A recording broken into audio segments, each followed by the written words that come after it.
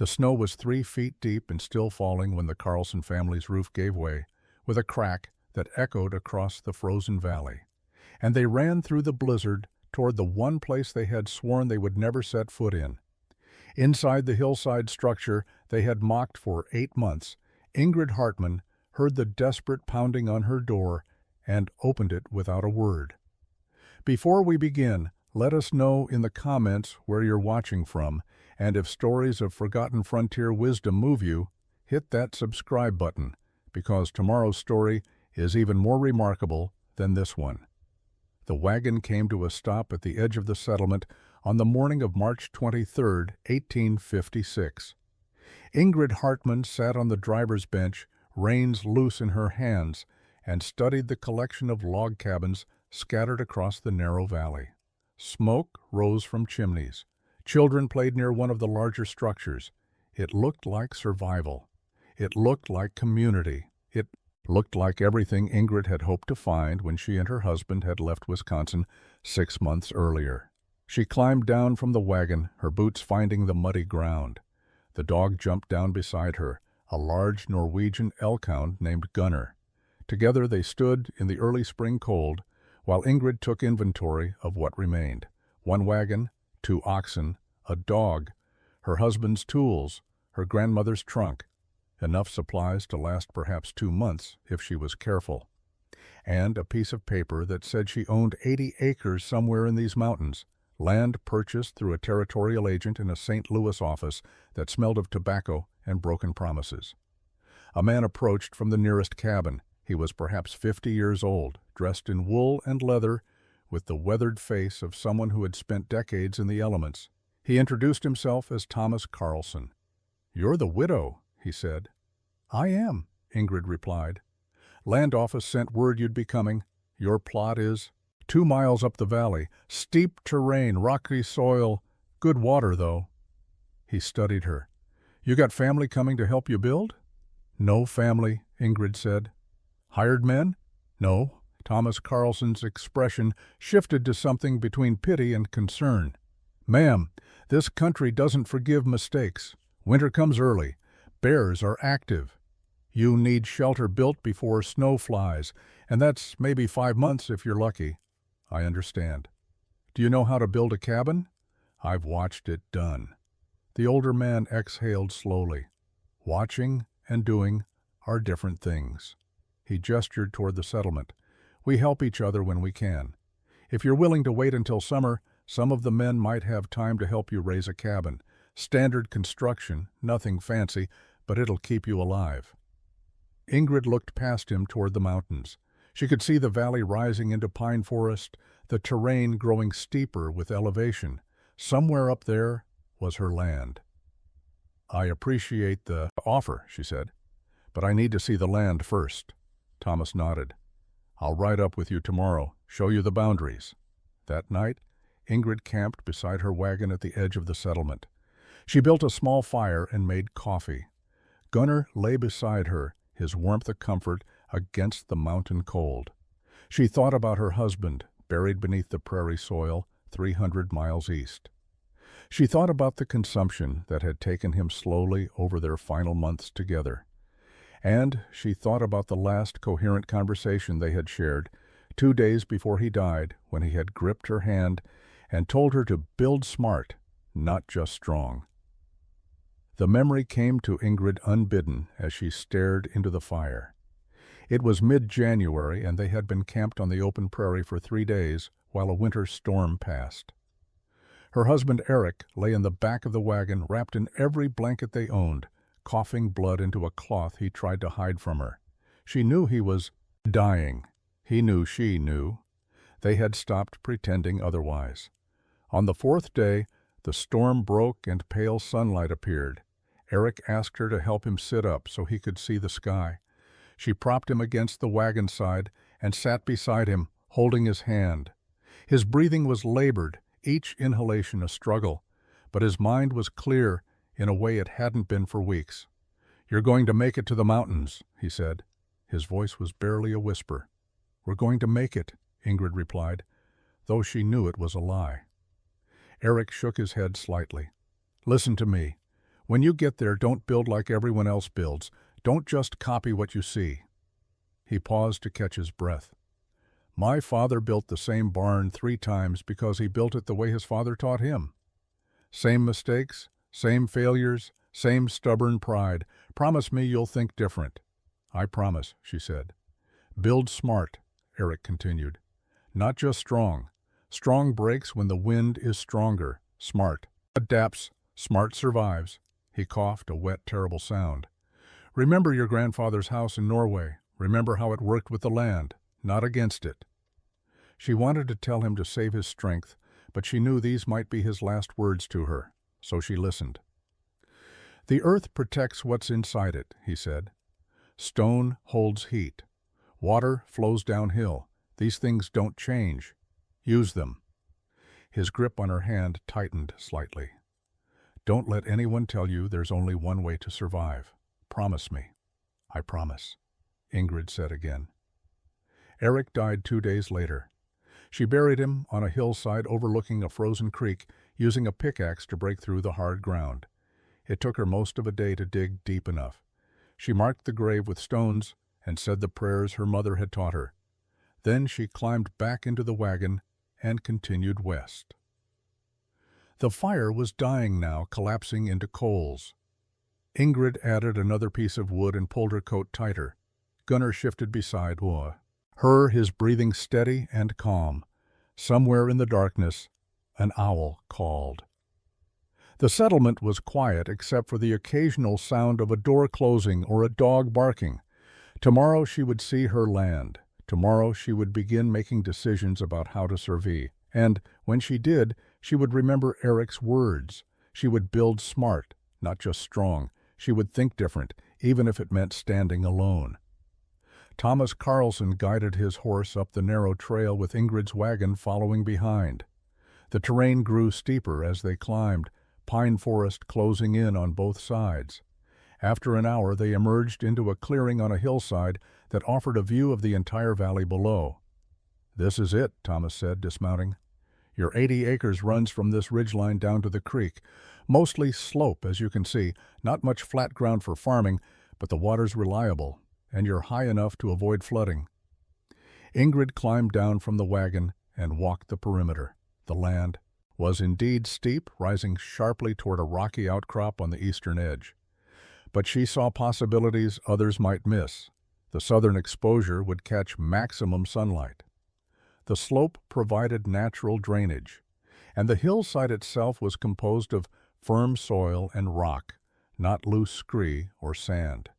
She stopped at a spot where the hill formed a natural concave depression, almost like a shallow bowl carved into the slope.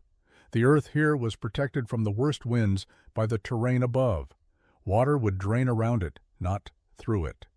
And the soil, when she crouched to examine it, was dense clay mixed with stone. "What are you looking at?" Thomas asked. "This spot," Ingrid said. "This is where I'll build." Thomas frowned and walked over. He studied the location and shook his head. "Ma'am, you want to build down near the creek on flat ground. This slope is too steep. You'll be hauling water uphill every day, and come winter, snow will drift heavy right where you're standing." "I'll build into the hill," Ingrid said. There was a long silence. Thomas stared at her as if he had misheard. "You'll what?" "I'll excavate into the slope and build the structure partially underground. The earth will provide insulation and protection. I'll only need to construct the front wall and roof." Thomas removed his hat and ran a hand through his hair. "Ma'am, with all respect, that's not how cabins are built in this country. You build 4 walls and a roof on level ground. What you're describing sounds like a root cellar or a mine shaft, not a home." "It's how my grandfather built in Norway," Ingrid said calmly. "Turf houses set into hillsides. They stayed warm in winter and cool in summer with minimal fuel." "This isn't Norway," Thomas said. His tone had shifted from helpful to concerned. "The ground here is different. The weather is different. And frankly, digging into a hillside alone is dangerous work. The whole thing could collapse on you." "I'll be careful." Thomas replaced his hat and looked at her with something close to frustration. "Mrs. Hartman, I'm trying to help you survive your first winter. What you're proposing is foolish and dangerous. Let us build you a proper cabin down by the creek. It won't cost you anything but time." "I appreciate your concern," Ingrid said, "but this is my land and my decision." The ride back to the settlement was quiet. When they arrived, Thomas helped her unhitch the oxen, then departed without another word. By evening, the entire community knew about the widow's plan to dig a hole in the ground and live in it like an animal. The mockery began immediately. Ingrid began work the next morning. She loaded the wagon with tools, supplies, and everything she would need for extended work away from the settlement. The oxen pulled the load up the trail she had traveled the day before, and by mid-morning she had established a temporary camp near the spot she had chosen. The tools Eric had left her were basic but functional: a pickaxe, a shovel, a handsaw, an axe, a draw knife, and a collection of smaller implements for finer work. She also had rope, a sledgehammer, and several iron wedges for splitting stone. It was enough to build with if she was smart about how she used each piece. She started by clearing vegetation from the hillside depression. Small bushes and grass came away easily. Larger roots required the axe and patience.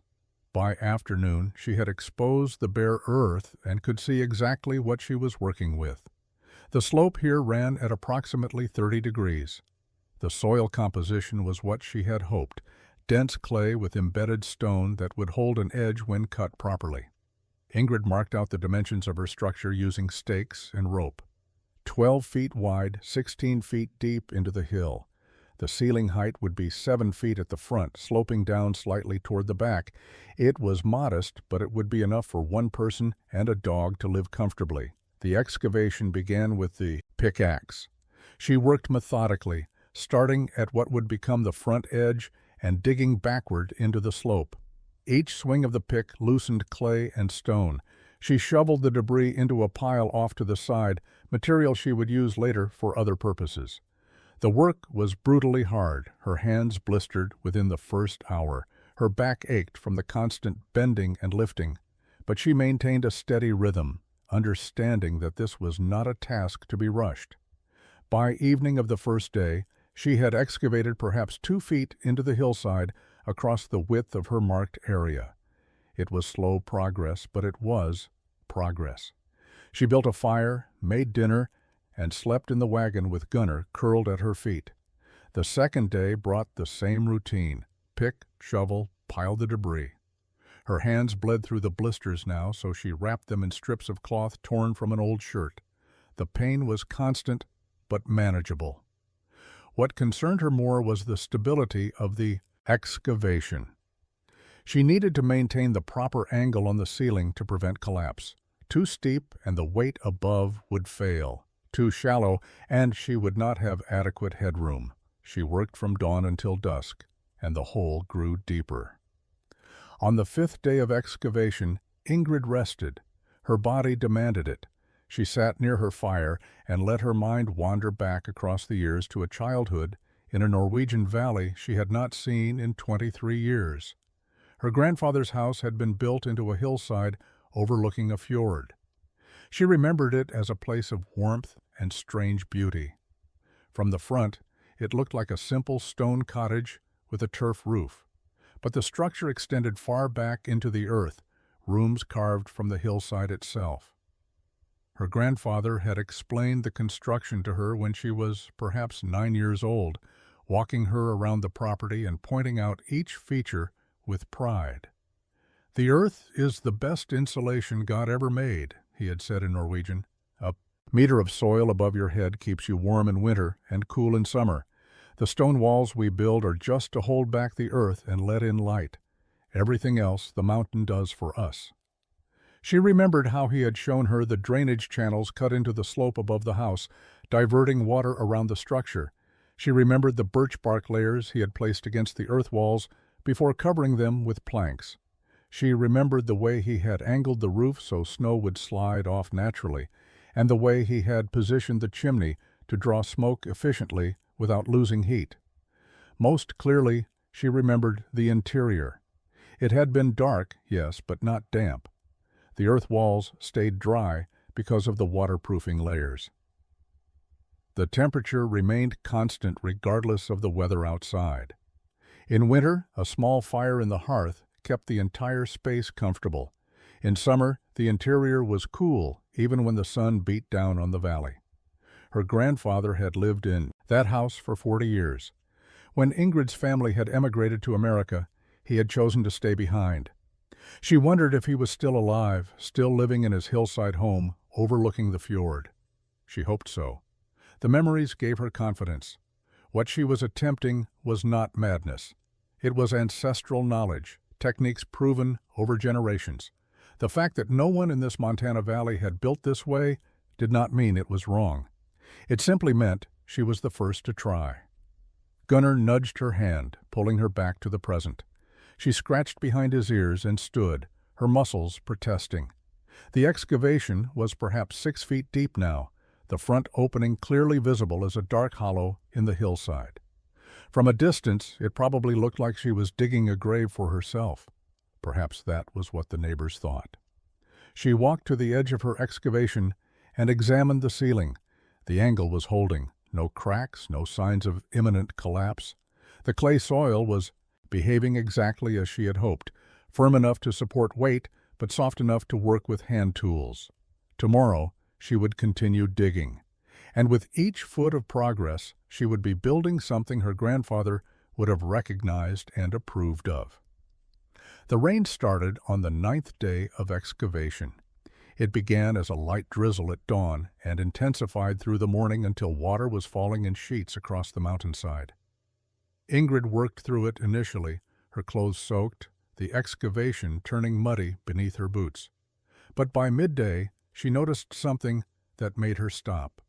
Water was pooling at the back of her excavation, not just surface runoff from the rain hitting the opening, but seepage coming through the earthen walls themselves. The clay soil she had thought would be naturally waterproof was allowing moisture to penetrate.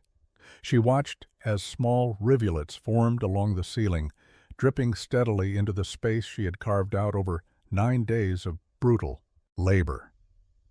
She climbed out of the excavation and studied the hillside above her work.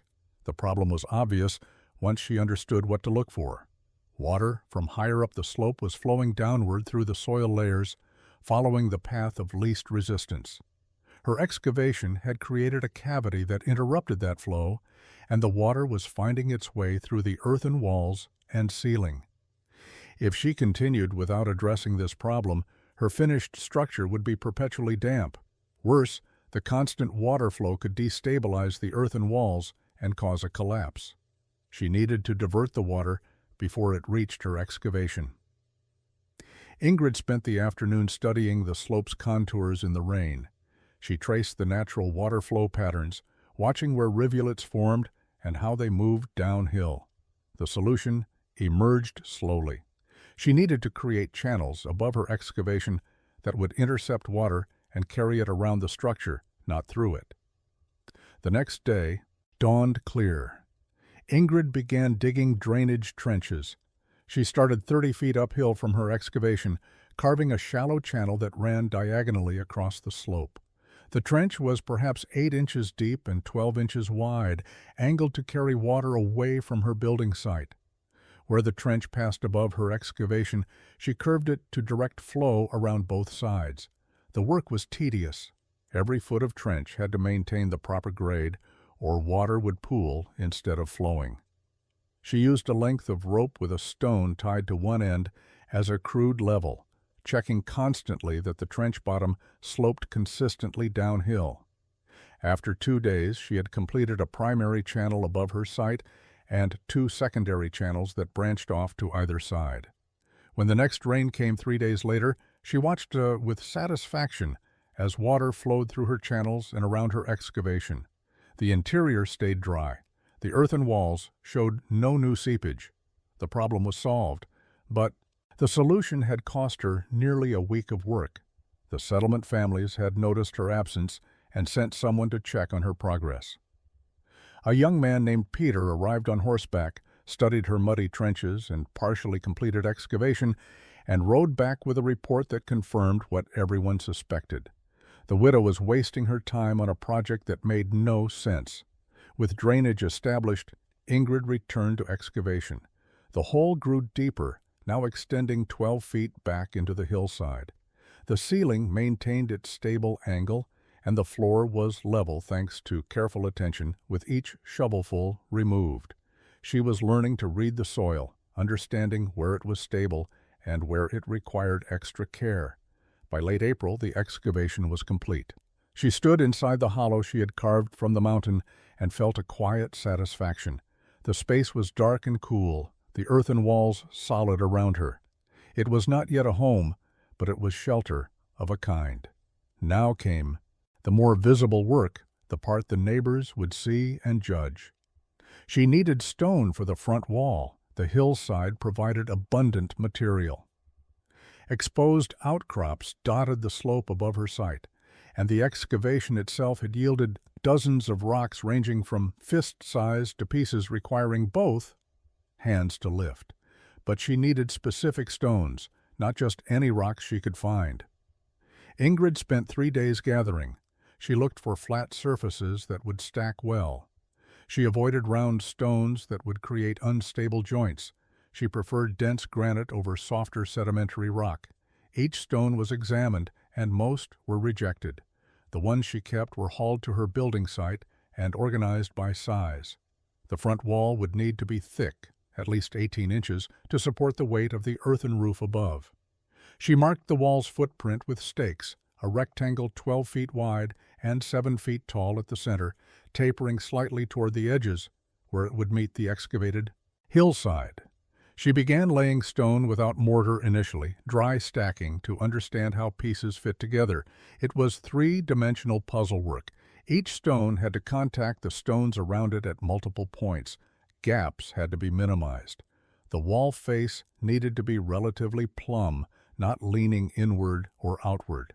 Her hands, already calloused from excavation work, developed new calluses from handling rough stone. She learned to judge weight and balance, understanding which stones could be lifted alone and which required leverage with a wooden pole. Heavy pieces went into the bottom courses. Lighter, flatter stones were saved for higher up. After 5 days of dry stacking, she had a wall layout that satisfied her. She then disassembled it stone by stone, numbering each piece with chalk marks so she could rebuild it identically. This time she would use mortar. The mortar was a mixture she prepared carefully: clay from the excavation, sand from the creek below, and water mixed to a thick paste. It was not lime mortar, which would have been stronger, but required materials she did not have. Clay mortar would suffice if kept dry, and her drainage system would ensure that. She rebuilt the wall, spreading mortar between each stone, tapping pieces into position, checking constantly for plumb and level. The work was slow and exacting. A full day might see only 2 feet of wall height completed. The stone wall reached its full height by mid-May. Ingrid stood back and examined her work. The wall was solid, slightly rough-textured, with small gaps between stones filled with clay mortar. Door and window openings had been left as planned, their dimensions marked by wooden frames she had temporarily installed. The structure was beginning to look like something intentional rather than an accident. Now she faced the critical task of waterproofing the earthen walls and sealing of the excavation itself. Without proper waterproofing, moisture would eventually penetrate, creating dampness that would make the space uninhabitable. She needed to create a barrier between the earth and the interior living space. Birch trees grew in abundance along the creek below. Ingrid spent 2 days stripping bark from carefully selected trees. She wanted large pieces, as intact as possible, taken from trees at least 8 inches in diameter. The bark came away in sections that curved naturally, white outer surface and darker inner surface, flexible but strong. She carried the bark sheets uphill and laid them out to flatten under weighted stones. While they flattened, she prepared the second component of her waterproofing system, a mixture she had learned from her grandfather's methods, but adapted to available materials. She collected pine resin by making shallow cuts in pine trunks and allowing the sticky sap to ooze out into containers. This took days, moving from tree to tree, returning to collect hardened resin. When she had gathered enough, she heated it in an iron pot over her fire until it liquefied. To this she added rendered animal fat from her supplies and clay powder, stirring constantly until the mixture reached a consistency like thick honey. The compound, when cooled slightly, remained pliable but sticky. It was waterproof and would adhere to both bark and earth. Ingrid tested it by coating a small piece of bark and pressing it against the earthen wall. After drying overnight, the bond was solid and the bark showed no moisture penetration on the backside. She began applying the waterproofing system to the interior excavation. First, she spread her resin compound directly onto the earthen walls, working from the back of the space toward the front. The compound filled small cracks and irregularities, creating a sealed surface. While it was still tacky, she pressed birch bark sheets against it, overlapping pieces like shingles so water would shed downward if any penetrated. The ceiling received the same treatment. This was more difficult, requiring her to work overhead, spreading compound and holding bark pieces in place until they adhered.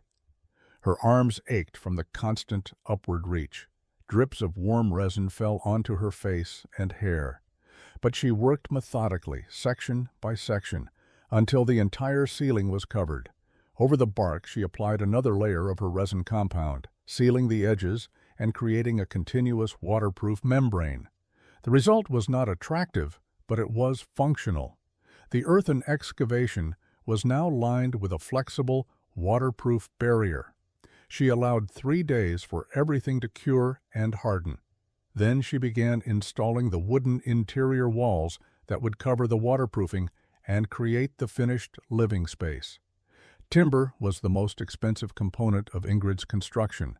Unlike her neighbors who built entire cabins from logs, she needed wood only for specific structural elements: roof support beams, door and window frames, and interior wall planking. This efficiency was intentional. Every log she did not use was money saved and labor avoided. She selected trees carefully from the forested area on her property. Straight pines approximately 8 inches in diameter for the main roof beams, smaller trees for secondary supports. She felled each tree with her axe, limbed it, and dragged it to her building site using the oxen. The work consumed 2 weeks. The main roof beams would span the width of the structure, resting on the stone front wall and extending back into the earthen excavation. She needed 6 beams spaced evenly across the 12-foot width. Each beam required careful measurement. Too short, and it would not provide adequate support. Too long, and it would be wasteful and difficult to maneuver into position. She cut the beams to 16 feet in length. The forward ends would rest in notches she carved into the top of her stone wall. The rear ends would be embedded directly into the earthen back wall of the excavation, distributing weight into the hillside itself. This method transferred the roof load through the beams into both the stone wall and the earth, creating a stable structural system.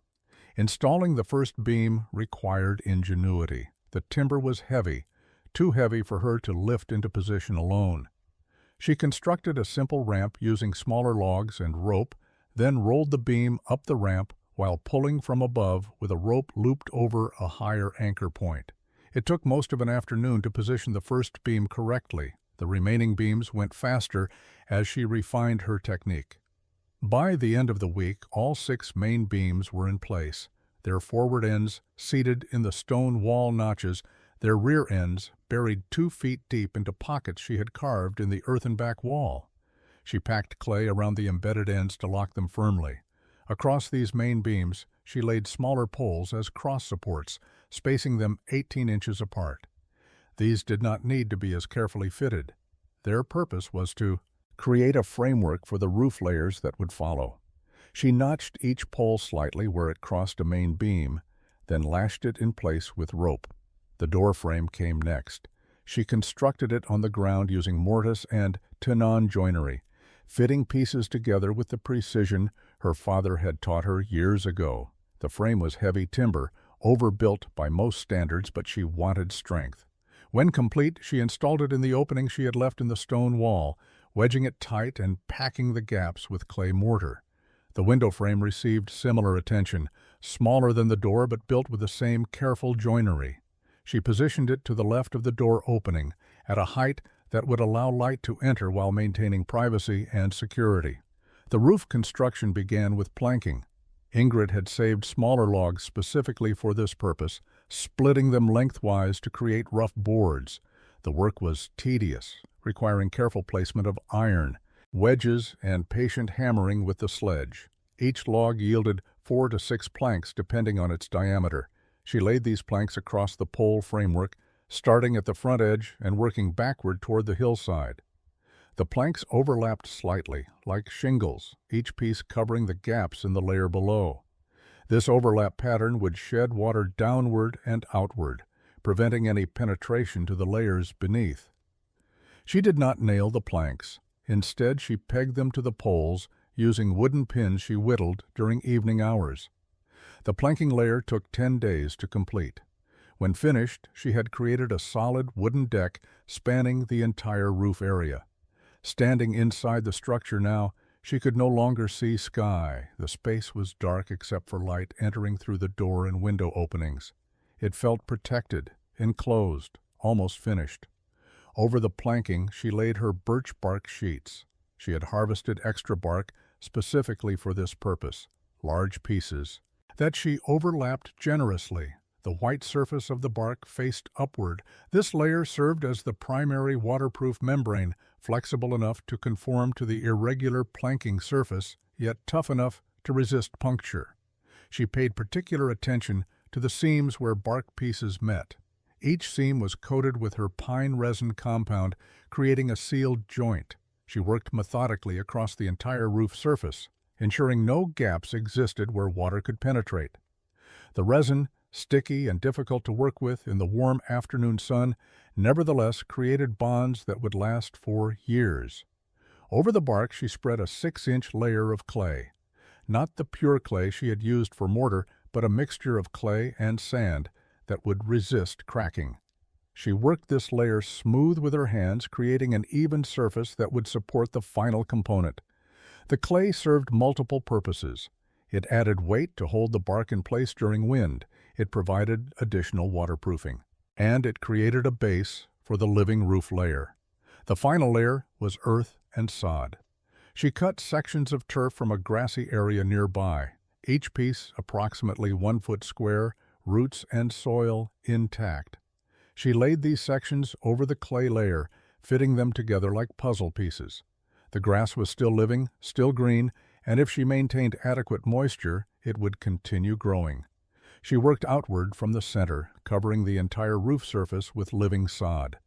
The weight was substantial. The completed roof probably added 2 tons of mass to the structure. But the stone wall and timber beams supported it easily, and the earthen back wall absorbed its share of the load without complaint. When she finished, she stood back to observe. The structure now looked like a natural extension of the hillside. The sod roof blended seamlessly with the slope above. Only the stone wall and dark openings revealed human construction. Ingrid moved her possessions into the completed structure on a cool morning in late September. The interior was dark until she lit a candle, then the space revealed itself in warm, flickering light. The earthen walls, covered now with split log planking, created a rustic but solid appearance. The floor was packed earth, swept smooth. A simple hearth built from stones occupied the far corner, its chimney exiting through the roof in a carefully waterproofed opening. She arranged her belongings with care. Her grandmother's trunk against one wall. A sleeping platform she had constructed from poles and rope raised off the ground. A simple table and chair. Shelves mounted to the wall, studs for food supplies and cooking implements. Gunnar explored the space, sniffing corners, then settled near where the sleeping platform would catch heat from the fireplace. The first night in her new home, Ingrid built a small fire and made dinner. She sat at her table and ate slowly, listening to the unfamiliar sounds. The fire crackled. Wind moved through pine trees outside. But inside, the air was still and remarkably quiet. The thick, earthen walls muffled exterior noise. The space felt insulated, protected, almost womb-like in its enclosure. As the evening temperature dropped outside, she noticed something remarkable.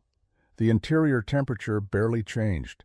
The fire warmed the space, yes, but even as the fire died down to coals, the warmth seemed to linger. She placed her hand against the interior wall. The wood planking was slightly warm to the touch. Behind it, the earth was absorbing and storing heat from the fire. Over the following weeks, as autumn progressed toward winter, Ingrid refined her understanding of the structure's thermal properties. She learned that a fire built in the morning would warm the space adequately for the entire day. The earthen walls and roof acted as a massive heat sink, absorbing warmth and radiating it back slowly. Even on nights when exterior temperatures dropped below freezing, the interior remained comfortable with only a small fire. Her firewood consumption was minimal compared to what she had anticipated. Where her neighbors were already burning through cords of wood, she used perhaps 1/10 that amount. The difference was striking, and it did not go unnoticed. Thomas Carlson visited in early October, ostensibly to check on her welfare. He examined the exterior of her structure with obvious skepticism, then accepted her invitation to step inside. She watched his expression change as he felt the warmth, noticed the dry walls, and understood that what he was standing in was not a primitive burrow, but a carefully engineered dwelling. "It's warmer than my cabin," he admitted grudgingly. "How much wood are you burning?" "Very little," Ingrid said. "The earth holds the heat." Thomas walked the perimeter, examining her construction. He touched the walls, studied the ceiling, looked at her hearth design. When he left, he said nothing more, but his expression had shifted from dismissive pity to something closer to confused respect. Word spread through the settlement that the widow's strange structure was actually habitable. Curiosity brought visitors. Some came openly, asking to see inside. Others rode past on trails that did not strictly require them to pass her property, slowing their horses to study the hillside dwelling from a distance. Ingrid welcomed those who asked politely. She showed them the interior, explained the waterproofing system, demonstrated how little firewood she needed. Most visitors were surprised by what they found. The interior was not damp or dark as they had imagined. It was dry, reasonably well lit from the door and window, and noticeably warm despite the small fire. The women were particularly interested in practical details. How did she cook? Where did she store food? Was the floor always dry? Did she feel safe? Ingrid answered each question patiently. She cooked at her hearth, using the same methods anyone used. She stored food on shelves and in her grandmother's trunk. The floor stayed dry because of her drainage system. She felt perfectly safe with thick earthen walls around her and Gunner at her side. The men focused on different aspects. They examined her timber framing, questioned her about the stone wall's stability, and tried to understand the roof construction. Some saw the intelligence in her design. Others remained skeptical, convinced that problems would emerge once winter truly arrived.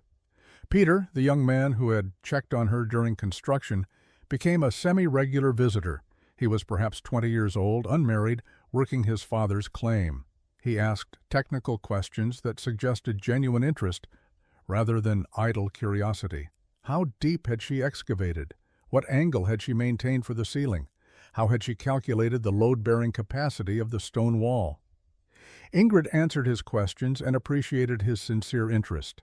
He was one of the few who seemed to understand that she had not built this way out of ignorance or poverty, but out of intentional design based on principles most frontier builders never considered.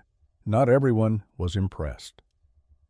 Margaret Carlson, Thomas's wife, made her opinion clear during a visit in late October. She stood inside the structure for perhaps 30 seconds before declaring it unnatural and unwholesome to live underground like a prairie dog. Several other women echoed this sentiment. Living above ground in a proper cabin was civilized. Living in the earth was somehow primitive, regardless of how well the structure functioned. The criticism did not bother Ingrid. She had not built her home to gain approval. She had built it to survive. As November arrived and the first significant snows fell, she watched from her warm interior as neighbors struggled to keep their cabins heated. They burned wood constantly and still complained of cold drafts and frozen water buckets. Ingrid's water bucket never froze inside her home. Her firewood pile, modest by any standard, would easily last the winter, and as the temperature outside dropped to brutal lows, her interior remained so stable she sometimes forgot how cold it was beyond her stone wall. The winter of 1856 settled over the Montana Valley with unusual severity. By early December, snow already lay 3 feet deep in sheltered areas, and the temperature had not risen above freezing in 2 weeks. The settlement families huddled in their cabins, burning wood at alarming rates and watching their supplies dwindle. Old Jacob Werner, a German immigrant who had survived 12 winters in the territory, visited each cabin in the settlement during the second week of December. His message was grim. The weather patterns, the behavior of animals, the thickness of bark on certain trees all indicated that the worst was yet to come. He predicted a storm unlike anything the settlement had seen, possibly arriving before Christmas. The families took his warning seriously. Jacob had predicted weather accurately before. Men spent long days cutting and hauling additional firewood. Women inventoried food supplies and made calculations about rations. Children were kept close to cabins, no longer allowed to play in the snow without supervision. The entire community shifted into survival mode. Thomas Carlson organized a meeting in his cabin, the largest structure in the settlement. 14 adults crowded inside to discuss preparations. They reviewed each family's firewood supply, food stores, and structural readiness. The inventory was concerning. Several families were already burning through wood faster than anticipated. 2 cabins had developed significant gaps in their chinking, allowing cold air to penetrate. One roof was showing signs of stress under the existing snow load. Someone mentioned that the widow up the hill seemed to be using very little firewood. Thomas confirmed this, though he could not fully explain why her structure retained heat so effectively. Margaret suggested that Ingrid must be freezing and simply too proud to admit her mistake. Others agreed this must be the case. No one proposed checking on her directly. Ingrid, unaware of the meeting, was indeed using minimal firewood. She had developed a routine that maximized efficiency. A fire built in the morning and fed modestly through the day kept the interior comfortable. At night, she banked the coals, and the thermal mass of the surrounding earth maintained adequate warmth until morning. She was sleeping well, eating regularly, and had no concerns about her wood supply lasting through even an extended winter. Gunnar had adapted to the Hillside home completely. He spent his days sleeping near the hearth or accompanying Ingrid on short trips outside to gather wood or check her drainage channels.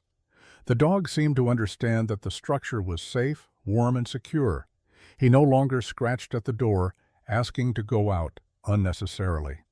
On December 18th, the sky took on a particular quality that Ingrid recognized from her childhood in Norway. A yellowish-gray color, heavy and oppressive, that signaled major weather approaching. The wind shifted from west to north. Birds disappeared. The forest became eerily quiet. She spent that day bringing in extra firewood, checking her food supplies, and ensuring her drainage channels were clear of ice. That night, the first flakes began to fall. The snow fell steadily through the night, and by dawn of December 19th, visibility was reduced to perhaps 20 feet. The wind picked up throughout the morning, driving the snow horizontally across the valley. By midday, it was a full blizzard. Temperature plummeted. Wind gusts strong enough to knock a person down roared through the pine forest. Ingrid stood at her doorway briefly, observing the storm, then closed and barred the heavy door. Inside, her structure was quiet. The wind that howled outside was barely audible through the thick earthen walls. Snow accumulated on her sod roof, but the mass of earth above her absorbed the weight easily. She built up her fire slightly, more for light and cooking than for heat, and settled in to wait out the storm. In the settlement below, conditions were deteriorating rapidly. The Carlson cabin, built with standard log construction, creaked and groaned under wind stress. Cold air penetrated through gaps in the chinking despite efforts to seal them. Thomas fed wood into their fireplace constantly, but the cabin remained uncomfortably cold. Margaret wrapped their 3 children in every blanket they owned. The Henderson family, living in a cabin they had built hastily the previous summer, faced worse problems. Their roof had been constructed with minimal support beams, adequate for normal snow loads, but insufficient for what was accumulating. By evening of the first day, they could hear the roof timbers creaking ominously. John Henderson stood inside, staring up at the ceiling, calculating whether the structure would hold. The Peterson cabin had the chinking problem Thomas had noted during the meeting. Wind-driven snow was actually penetrating through gaps between logs, creating small drifts inside the cabin. Anna Peterson spent hours trying to plug the gaps with rags and mud, but in the freezing temperature, nothing adhered properly. The second day of the storm was worse than the first. Wind intensified. Temperature dropped another 10 degrees. Snow accumulation became dangerous. Men ventured outside only when absolutely necessary to bring in firewood, and even those brief trips were exhausting and dangerous. The cold was penetrating, the kind that found every weakness in clothing and shelter. Firewood consumption accelerated. Families that had believed they were adequately prepared began to realize their supplies might not last if the storm continued much longer. The Henderson family was burning through wood at a rate that would exhaust their supply in perhaps 4 more days. Others were not much better off. Inside her Hillside home, Ingrid maintained her normal routine. She cooked her meals, read from the one book she owned, and worked on mending clothes. The interior temperature remained stable. She added wood to her fire 3 times during the day, small amounts that seemed almost insignificant. Gunnar slept peacefully. The storm was happening, but it was happening outside, in another world entirely.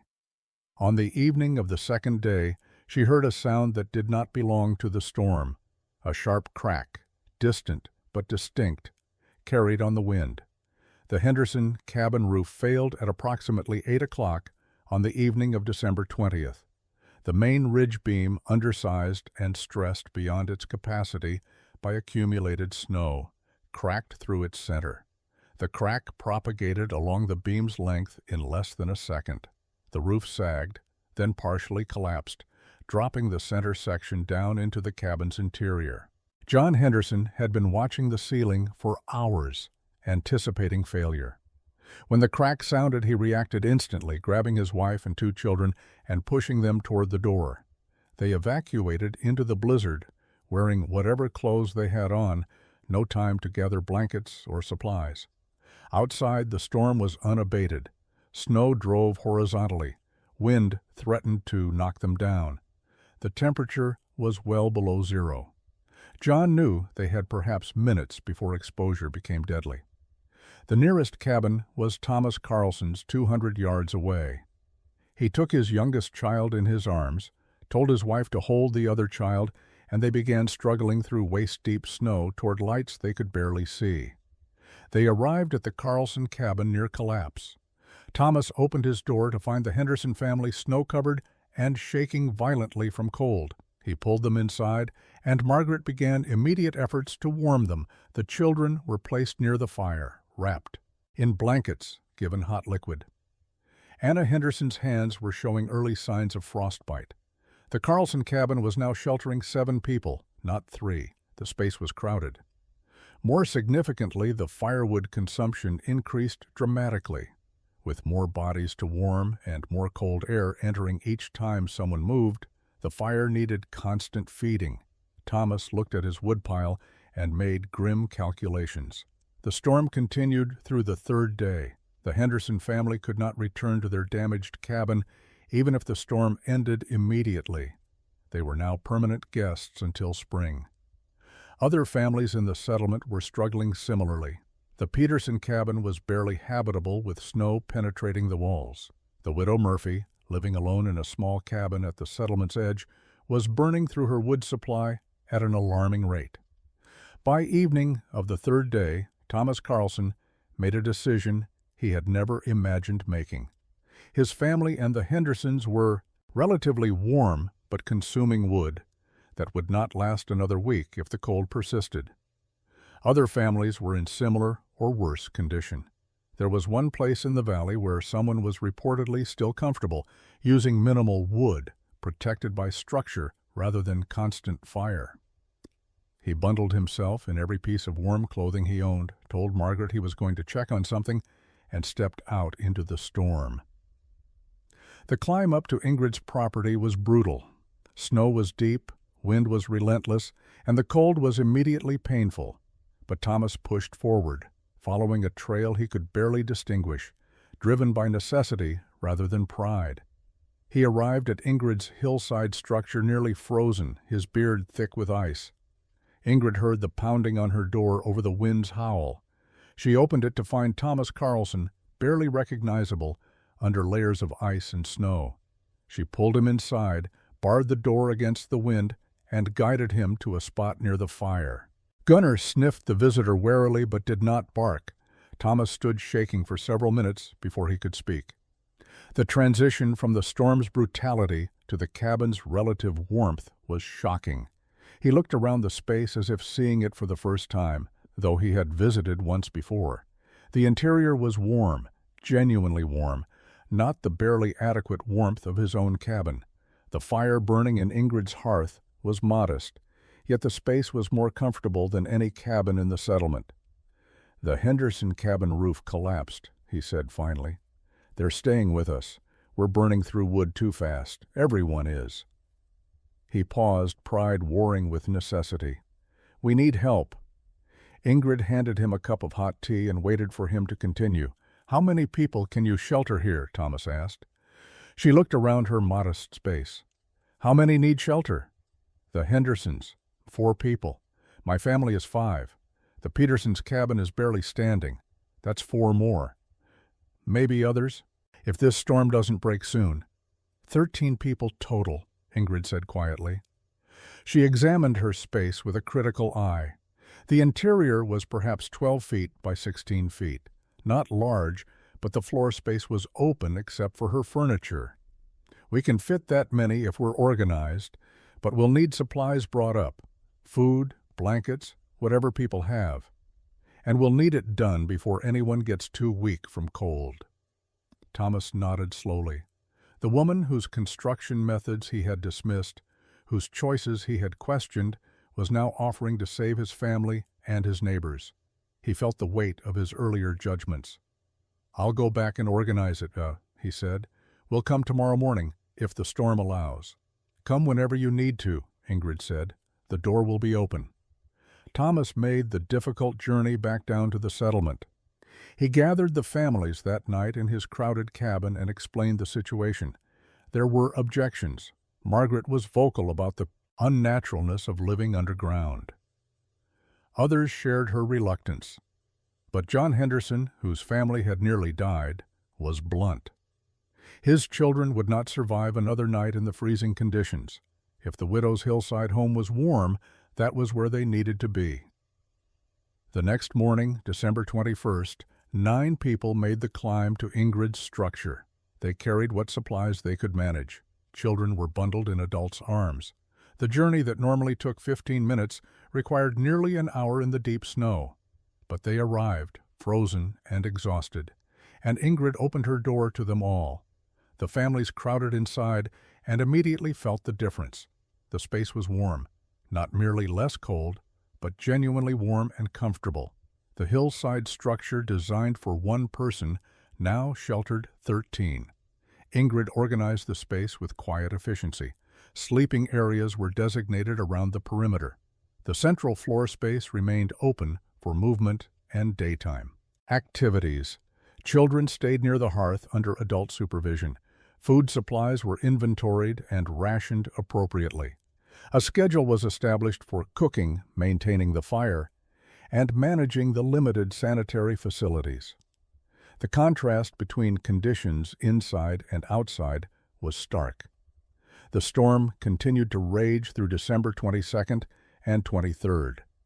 Outside, the temperature remained brutally cold. Wind drove snow into drifts that buried smaller structures. Inside the Hillside home, the temperature stayed remarkably stable. The fire was fed regularly but modestly. The earthen walls surrounding them absorbed heat during the day and radiated it back at night.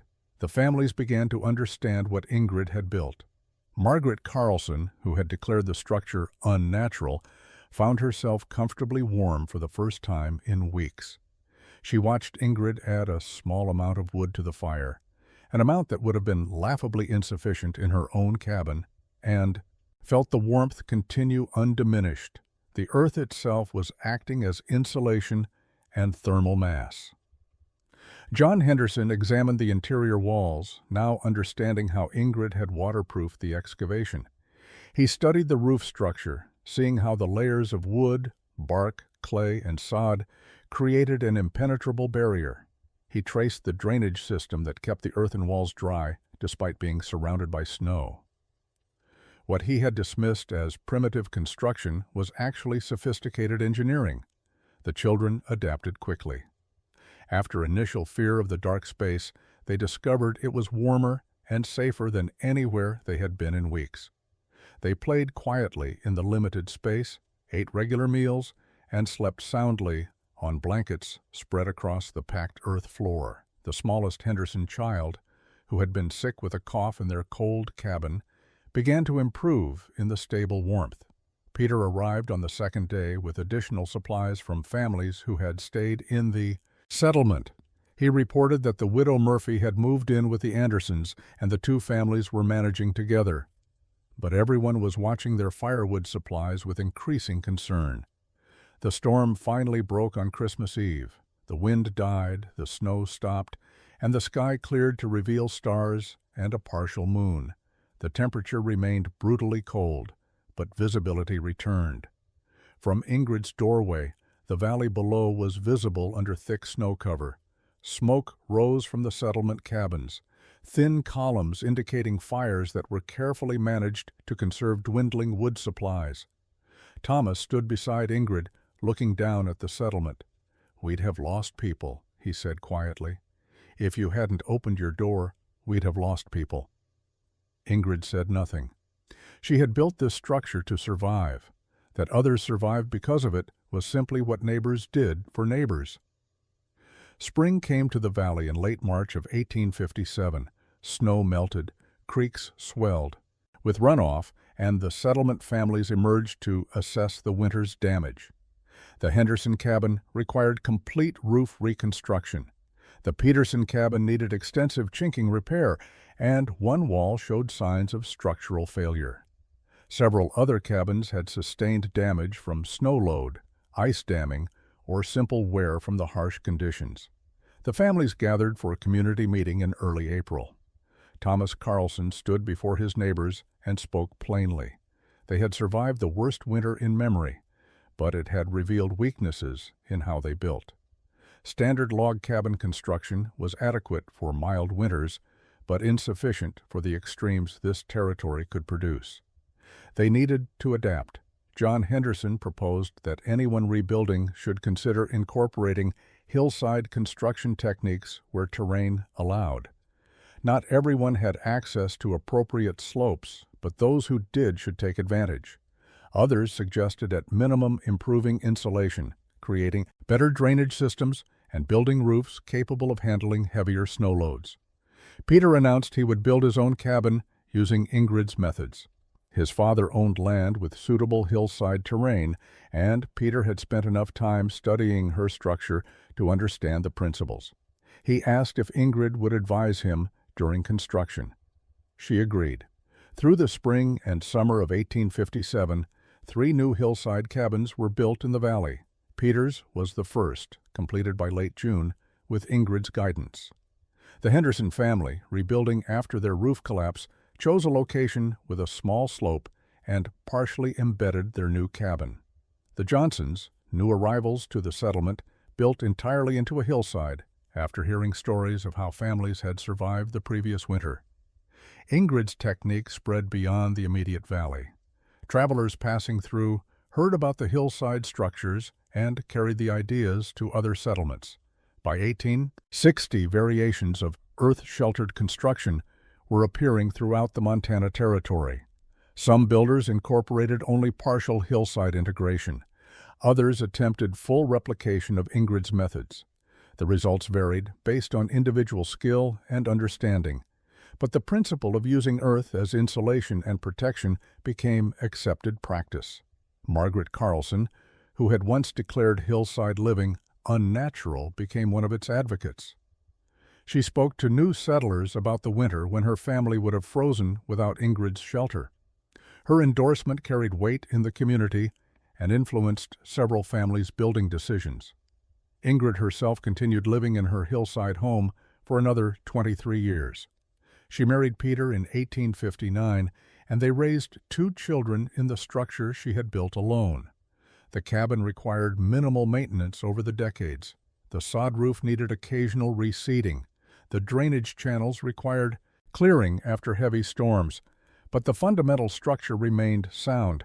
She died in 1880 at age 51, succumbing to pneumonia after a brief illness. She was buried on the hillside above her home, overlooking the valley where she had arrived as a widow with nothing but determination and knowledge inherited from her grandfather. Her cabin stood for another 40 years, occupied by various families. It outlasted dozens of conventional cabins built during the same period. Eventually it was abandoned, not from structural failure but from changing settlement patterns. The valley population declined as mining opportunities drew people elsewhere. The structure slowly returned to the hillside that had sheltered it. The sod roof continued growing, blending with natural vegetation. The stone wall weathered, but held. By the early 20th century, someone unfamiliar with the site might walk past without realizing a home had existed there. But the knowledge Ingrid had brought from Norway and adapted to Montana, conditions persisted in the building practices of the region, quietly saving lives and resources for generations after she was gone.